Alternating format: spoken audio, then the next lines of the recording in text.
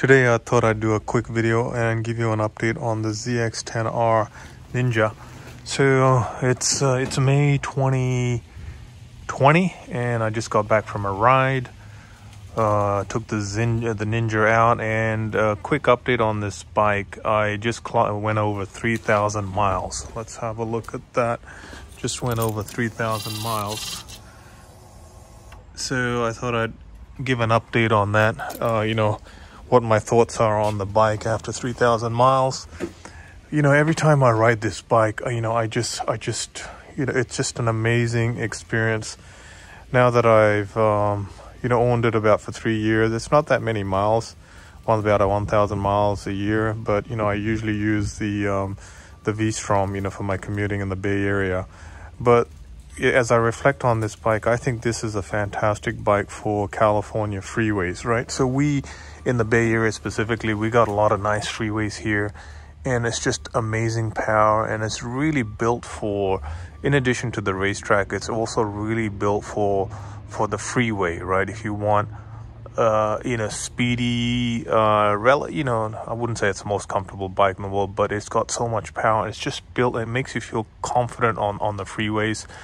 And although I've only done 3,000 miles, I know a guy that had a Yamaha R1, right? He's a dealer. He owns a dealership up in Fremont. He's clocked over 100,000 miles on the R1, right? So super sports, would I recommend a super sports for daily commuting? No, I would not. But just given the power this that this bike has, and the ability of it to cover long distances very, very quickly on the California freeway system, I think it's a good bike for if you want to kind of leverage in some of the power, right, and go do some high-speed riding. The freeway system is fantastic. What I use is like but when I compare this to kind of freeway, non-highway systems like Australia, we didn't have that many freeways there. I wouldn't really recommend it there. I think you can get by with a 600 super sports. But if you have a leader bike, if you have like freeways, if you're like, for example, like at Atlanta, I think if you're living in Atlanta, in the Bay Area, Los Angeles, San Diego, it's just optimal for the freeway system. I've got my son's M3 parked right behind it, right? So that M3 gives quite a bit of excellent performance, but the cost of entry into the M3 is so high compared to the cost of entry into a leader bike, right? So I've driven that M3 quite a number of times, but I still enjoy in terms of if you're looking for value for money, value for performance, nothing beats a leader bike.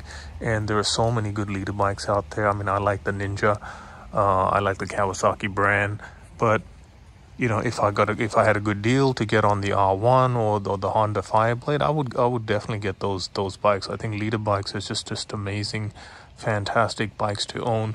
Anyway, I just wanted to give a quick update. I'm still very happy with the ZX10R.